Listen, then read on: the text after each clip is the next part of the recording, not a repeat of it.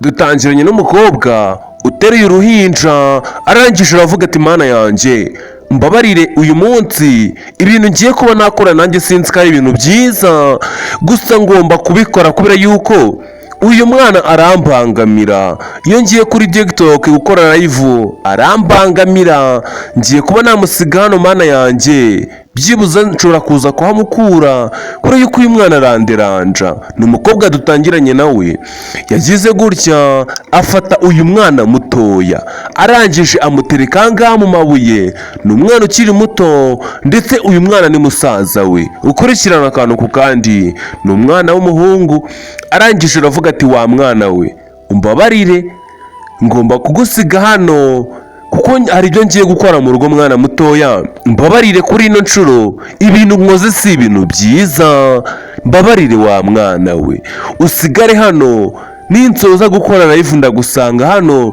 hari ibintu ngiye kuba nakora mu rugo sibyo mwana muto uyu mukobwa yagize gutya arangije atereka umwana ahangaha arahamuryamisha hano impande y'amabuye aravuga ati mwana muto kuri ino nshuro umbabarire hari ibyo ngiye kuba nakora ndaza kukureba mana mbega umukobwa aravuga ati mwana ese urabyishimiye mbabarire hari ibintu ngiye gukora mwana muto urabizi ko nderanja iyo turi kumwe mu rugo ntagomba nshaka ibyana birira uyu mukobwa dutangiranye nawe ni umukobwa ahangaha yagize gutya arigendera dore ngo arasiga umwana w'uruhinja mu ishyamba amuryamishije ahangaha mu byatsi akigendera ese uyu mwana biraza kugenda gute barakwereka uyu mukobwa yahise aza kuri live atangira kubyina ndetse hano bari bakunze ibintu bye bamwe bamuseka bamurayikinga ibintu bimeze neza kandi uyu mukobwa ibintu amaze gukora si ibintu byiza nakwifuriza gukora mbega uyu mukobwa ahangaha yaraje ajya kuri kamera atangira kuba yabyina uyu mukobwa yari amaze gusiga umwana mu ishyamba kugira ngo uriya mwana ataza kumuderanja gusa barakwereka mama w'uyu mukobwa yarinjiye aravuga ati mwana wanjye ndabona uri kubyina mbega ko mbona uri kubyina umwana ari hehe kurikirane umukobwa yakomeje kubyina ndetse ahangaha mama we akomeza kumubaza ati mwana wanjye siko mbona ubyina bebe ari hehe uyu mukobwa yarakomeje arabyina hano live yari yabaye uburyohe uyu mugore aravuga ati hasi mwana wanjye ntabwo wumva bebe ari hehe ntabwo uri kunyumva neza mbega umukobwa hano yari yatwawe na live ari kubyina ibintu bimumereye neza uyu mubyeyi uri inyuma aravuga ati ese ibyo ndi kukubaza ntabwo uri kubyumva ndimo ndakubaza bebe ari hehe ko mbona uri kwidayinga aho ngaho bite byawe uyu mukobwa umujinya uramwica ndetse hano yari ari kuri live arangije amera nk'uyendinga uyu nguyu yaravuze ati ndasubiramo ndakubaza ese umwana wanjye ari hehe ko nawe ndi kubona hano kandi kenshi na kenshi ko mukunda kuba muri kumwe ari hehe uyu mukobwa ntabwo ari kubyumva live yabaye live aracyari kubyina kuri TikTok abantu bakunze ibintu bye ukurikirana akantu ku kandi ndetse uyu mudamu yagize gutya afata ino telefone mu kuyifata aramubaza ati se umwana wanjye ari hehe uyu nguyu aravuga ati umbabarire nanjye naje hano nsanga umwana wadahari uyu nguyu aravuga ati ndimo ndakubaza umwana wanjye ari he ibyo uri kumbwira sindi kubyumva ndimo ndakubaza neza ese umwana wanjye ari hehe mbega umubyeyi uyu nguyu yaravuze ati umbabarire njye naje nsanga umwana nawe uhari kandi umwana nasize aryamye ngiye hanze gato nje ndamubura bishoboke ko umwana wawe baba bamwibye nanjye ubu ngubu mfite agahinda gakabije niyo mpamvu nsanze hano ndimo ndibyinira kugira ngo byibuze ndeke kuba nagira impression irenze uyu nguyu aravuga ati ese utabeshye kuko umwana wanjye wamuburiye hehe ko nzi ko muhorana buri kanya kare ko kazi nagushinje ko gukora byaba byagenze bite ibyo bintu uri kuvuga njye ntabwo ndi kubyumva ese birashoboka ko nagusigira umwana nkaza nkamubura? Uyu nguyu yaravuze ati rwose umbabarire nanjye sinjye pe, nashatse no kuntu naguhamagara ngo ngumenyeshe ko nabuze umwana ariko biranga, umbabarire sinzi ngo ni iki nakora, gusa naje mbura umwana. Nanjye ubu ngubu sindi kumva ukuntu nabyumva, sinzi nimba wabyumva nawe, kubera yuko nanjye kubyakira ku mutima wanjye byananiye pe, byananiye. Wibuke neza ko uyu mukobwa ariwe wakoze ibi byose, ndetse hano uyu mugore aravuga ati mana yanjye ibyo bintu simbyumva, ntabwo ndi kubasha kubyumva neza, biraba atari byo, kubera yuko bibaye ari byo nanjye nakurikira umwana wanjye. Uyu mugore yaravuze ati mwana wanjye ntabwo umusaza wawe namubura ngo nanjye nkomeze kuri ino si, nkomeze kuba muri ubu buzima, kubera yuko ni ibintu byaba bigoye cyane ntashobora kwakira. Uri kunyumva neza mukobwa? Mbega umubyeyi aramubwira ati kuri ino nshuro mba nagiye mu kazi kugira ngo nshake imibereho, ariko kuza nkabura umwana wanjye. Uyu nguyu aravuga ati mbabarire nanjye kubyakira byananiye neza, sindi gushobora kwiyakira. Mbega uyu mubyeyi biramuyobera, ndetse uyu mukobwa aramubwira ati kandi nta kundi sibyo wenda kuba umuntu yashakisha ahantu hose ngo arebe ko ashobora kuza kumubona. Uyu mubyeyi yarumiwe, agahinda karamwica, abura icyo yakora, biramucanga, atangira kurira. Hano nawe sinzi abaye ari wowe ko byagenda, nawe agahinda kakwica, warira bikakubabaza, gusiga umwana ukaza ukamubura, sinzi ngo wabyumva ute, sinzi ngo ni gute wakifata. Mbega byari agahinda gakomeye kuri uyu mudamu, yari ahuye nako ko kuza akabura umwana, kandi uyu mukobwa we niwe watwaye musaza we akamusiga mu ishyamba, gusa yamubwira ati sigeze amubona. Uyu mukobwa arabaza ati mana yanjye ese kubera iki ibi bibaye, ndakwiginze mfasha unshakishirije umwana kuko sinzi ukuntu byagenda, sinzi niba natuza nkaba muzima. Uyu mukobwa aravuga ati mama mbabarire, ndakora ko nshoboye kose mu gushakishiriza ahantu hose ndebe ko turaza kumubona. Uyu mubyeyi agahinda karamwishe, ararira biramurenga. Nawe sinzi ngo wamera ute, gusa undebere umwana we ngaramushinyagurira agatangira kuba yaseka, sinzi ngo hano byagenda gute.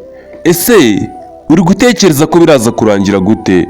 Wereba filime witonze akantu ku kandi, ndetse tukwibutsa no gukanda subscribe ku bantu batarayikanda kugira ngo tujye dukomeza kubana muri izi nkuru ibintu bimeze neza. Barakwereka uyu mubyeyi yakomeje kuza ahangaha hanze y'urugo, aza afite agahinda kenshi, avuga ati ese ibi bintu bibaye gute? Umwana wanjye yaje ahamagara umwana we, gusa umwana we twamaze kubona ko kare mushiki we hari ahantu yamusize, ndetse uyu mubyeyi yakomeje kuba yashakisha ahantu hose ngo arebe ko ari buze kubona umwana we. Ese araza kumubona cyangwa ntabwo aramubona? Gusa uyu mubyeyi agize gutya abona ahantu harambitse umwana, aza gake gake aravuga ati Yesu we, haraba ari umwana wanjye. Yagize gutya ati mwana wanjye nari nakubuze umunsi wose, none kuri ino nshuro ndakubonye. Mbega uyu mubyeyi dutangiranye nawe, ndetse yagize gutya aterura umwana hano munsi, agize gutya abona ni igipupe, umujinya uramwica. Yaragize ngo ni umwana we abonye, kumbe ni igipupe, n'urupupe rwe ruri hano. Haravuga ati ntibishoboka, ese umwana wanjye ari he? Yagikubise hasi, umujinya wamwishe. Ntago uyu mubyeyi ameze neza. Nawe bino bintu bikubayeho sinzi nimba wamera neza. Hano uyu mubyeyi agahinda kari kamwishe, yabuze icyo yakora, ibintu byamucanze. Ese umwana we haraza kumubona bigenze bite? Aravuga ati umutwe urandiye, kuri ino nshuro sinzi ngo ni iki nakora kugira ngo ibintu bigende neza. Uyu mubyeyi agahinda karamwishe. Ese ari we wakora iki hano? Ni iki wakora? Uyu mubyeyi byaramuyobeye, gusa arangije afata icyemezo cyo kwiyahura. Aravuga ati byibuza kuri ino si mbayeho nafite umwana wanjye, sinzi ko nashobora guhumeka neza. Byibuza kuri ino nshuro reka niyahure pfe byibuza birangire. Gusa umukobwa aramuga ati mama, wibikora ibyo bintu ugiye gukora, ntabwo cyaba ari igitekerezo cyiza ugize kuri ino nshuro. Kwiyahura si ibintu byiza, wikiyahura pe, kubera yuko umwana wawe tuzakomeza tumushakishe kandi ndabizi neza ko dushobora kuzamubona. Uyu nguyu aravuga ati ntabwo nabyihanganira, ntabwo nakomeza kubaho muri ubu buzima umwana wanjye muto nari kumubona, kubera yuko ndi kumva nameze neza, ndi kumva umutwe waremeye, ndi kumva natuje. Kandi umukobwa we niwe wakoze bino byose, ndetse hano yari arimo amwumvira ari kumushinyagurira. Uyu nguyu aravuga ati mwana wanjye mbabarira uzasigare ku isi wenyine, njye ntabwo nakomeza kwihanganira ibi byose ndi kubona, kandi umbabarire. Uri kunyumva neza? Nagusigiye umwana none ndaje ndamubuze kubera uburangare bwawe bwo gukomeza mu bugoryi. Uyu mubyeyi dutangiranye nawe ndetse hano yari afite agahinda kenshi, ashaka kuba yasimbuka hano kuri iri taje ngo agere hasi abe yakitaba Imana.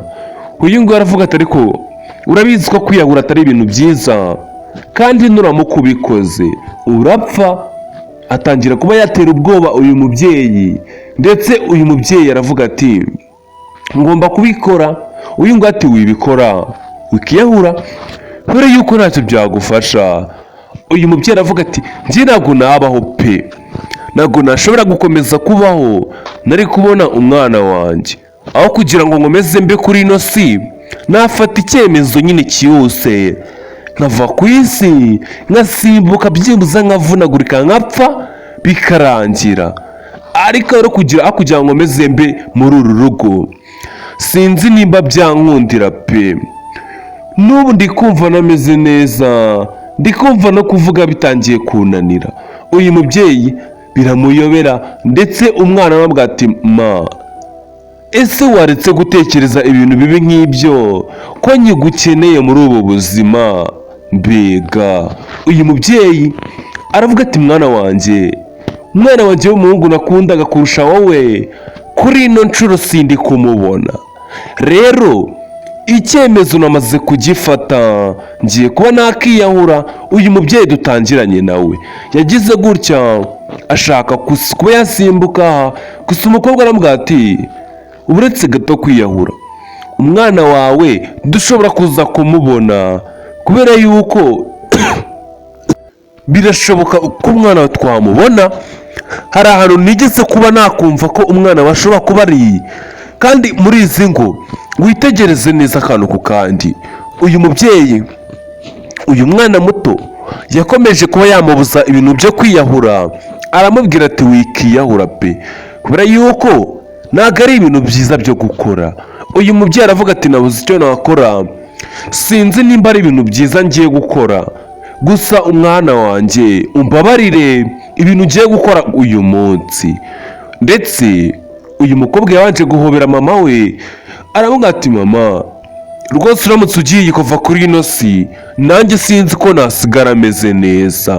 Mbega iyi ni inkuru itameze neza, ishobora kutagushimisha, ariko ifite isomo ryinshi cyane. Gusa uyu mukobwa yahobeye mama we, ndetse uyu mubyeyi uri hano biramubabaza, ntabwo ameze neza. Hano nawe sinzi ngo abaye ari wowe, ese ibi bintu wabyifata mute? Mwabana ubugome buracyariho. Ibaza ko ibi bintu wabikozwe n'umwana wawe, kugira ngo umwana wawe agire ahantu afata musaza we abe yamujyana kumujugunya mu ishyamba. Gusa uyu mubyeyi arimo agenda avuga ati kwiyakira byarananiye na rimwe mu buzima, byarangiye umwana wanjye mubuze, ariko uko byagenda kose bizarangira nanjye niyahuye, kubera yuko sinakomeza kuba kuri ino si. Igihe kigera ku cyumweru cyose nta mwana wanjye ndabona. Gusa hari undi mubyeyi uri kuza mu muhanda uteruye akana gatoya. Uyu mubyeyi agize gutya arebye neza aravuga ati ariko uyu mwana si uwanjye, ukurikirane. Uyu mubyeyi arangije yahuye n'uyu nguyu. Uyu mubyeyi aravuga ati ese waretse ngaterura kuri uwo mwana ko mbona ari umwana mwiza. Uyu mubyeyi yasabye kuba yaterura ku mwana, ati waretse ngaterura ku mwana. Ese ntabwo uri kubyumva? Mbabura gatoya byibuze nterure kuri uwo mwana wawe ko ndi kubona ari mwiza. Uyu mubyeyi atajuyaje aravuga ati ndamuterureho rwose nta kibazo ngewe nifitiye, ndamuterureho. Uyu mubyeyi yafashe umwana arangije amuteruraho. Mbega ni umwana mutoya, wibuke neza umwana wa mukobwa twatangiranye nawe yajugunye ni umwana usa nk'uyu neza. Ndetse uyu mubyeyi aravuga ati mwana muto bimeze bite? Nari nkukumbuye, numvaga nameze neza mwana wanjye. Ndetse uyu mubyeyi hano yatangiye kwita uyu mwana ngo ni umwana we, kandi icyo atazi ari kumwe n'undi mubyeyi aravuga ati agasheri kanjye nari nkukumbuye. Uyu mubyeyi biramucanga, uyu biramucanga, aravuga ati si umwana wanjye utangiye kumwita uwawe ute? Kandi ibyo bintu uko nabyumva, reka mpereza umwana wanjye, ibyo ngibyo utangiye simbyumva.